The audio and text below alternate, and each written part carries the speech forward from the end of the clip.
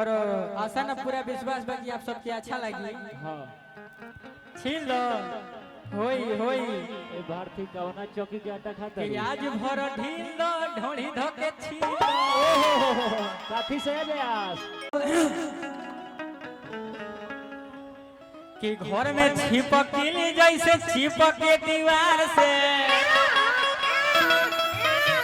चुप चुप दी तो गमछी भैया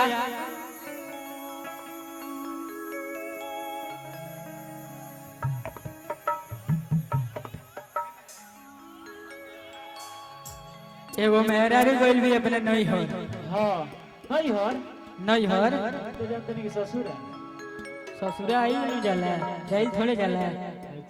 गोइल बिया गइल भी है ओ माउरे बड़ा ढेर दिन के बाद गइल भी है हाँ बोले महाराजा जैसे में की हो ओह दुआरिये पे बैठल बनी हो जी कहते का हो आ गइलू लड़किया कहतिया हो आ गई आ ढेर दिन पर जब आइल बिया तो पूछत तने कि पूछत ये क्या विचार बा तो ढेर दिन पहले तो लोग सब समझत नहीं कि तो ओमे कॉल में कि अरे उहे हो ना मारदा फाड़दा पहले आई भारती जी हमने के पहले बार मिले तनी जे भारती जी के ए भैया हाँ सबसे पहले ये लोग को परिचय ला तो अच्छा यहाँ लोग के परिचय ले लिया नु हम नहीं कर ठेकाई ना आई भारती जी कि जब आदत धरवलू छोटे में तो काहे डरालू ये भारती घोटे में भारती जी कहत जे नहीं के जाने बता दी रहा का नाम बोला बोला बोला बोला बोला बोला बोला आई जी बोला बोला बोला नहीं का बोला बाबू हंसता बरखा जी कि गोरी तोरे लहंगा बा कोरिया कोरिया रे आइए से तेज पर हता रे ओरिया ओरिया रे आई का नाम है राहुल हैं भारती हंसी अंत बरखा होई सीटी बारसा हो गइल बा ई तो बड़ा गड़बड़ हो गई और गड़बड़ हो गई हमनी के डीजे हो बजा के नाचनी है डीजे बजा के कि घेरले बा घाटा बादल भइल बाटे कोरिया हो भइल बाटे कोरिया त मौसम खराब बा त कहे गो भैया कि दिनावा पर चढ़ गइल बाटे बदरिया फेंक दे झरिया बोला पहले झरिया नहीं ना होतो बताओ देखी जहाँ बारिश हो गई वहाँ के धरती शुद्ध हो गई कहीं इतना पापी बड़ा सको जब बरखे नहीं खेलो जे ये जगह आदमी कितना बढ़िया बा देखता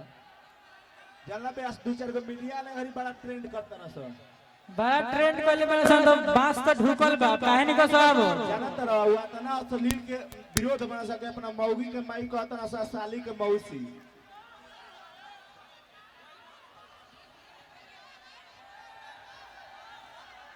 ढोल और आशा ना पूरा विश्वास बा कि आप सबके अच्छा लगी। हाँ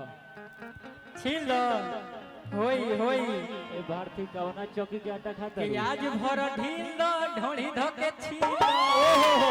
काफी से है ब्यास अरे कि रेजर से रेजर से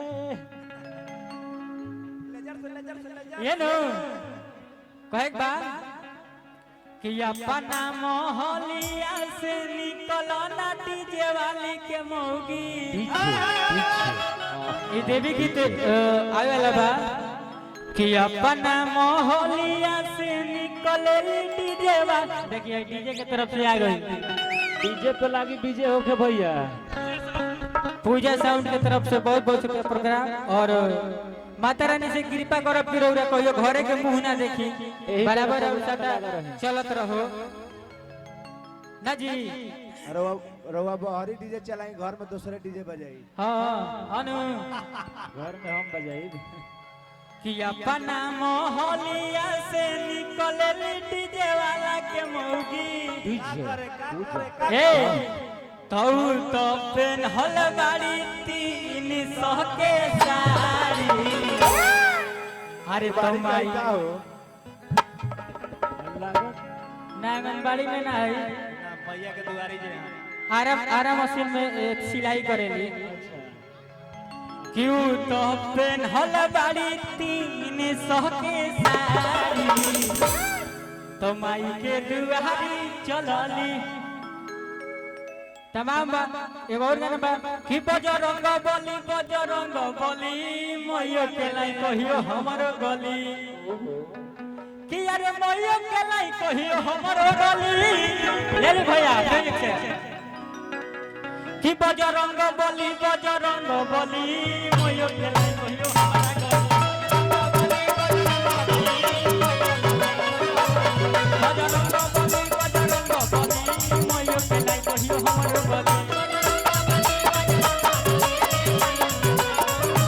और कहता कि सथवा में 2-4 गो चेला धली अरे कि सथवा में 2-4 गो सेना धली ए तो बजरंग बली मैया के लाई कहियो हमरो गली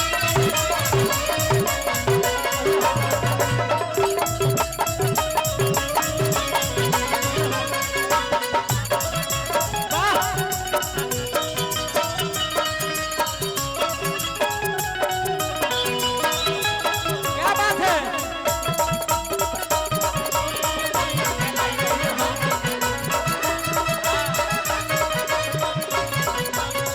आगे से धोलेम तो हिने गली अच्छा कि आगे से धोले हम लोहिने गली क्या शब्द डाले हैं भैया दिल से लव यू शब्द में देखी कि आगे से धोले वो दोहिने गली कि अरे आगे से धोले वो दोहिने गली बजरंग बली मैया के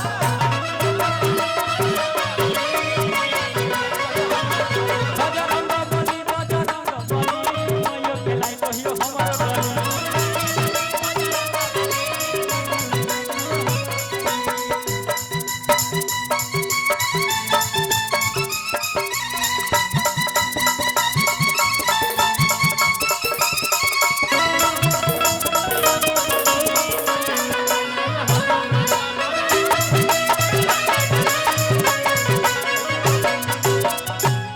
चलिए अब चालू कर लो ना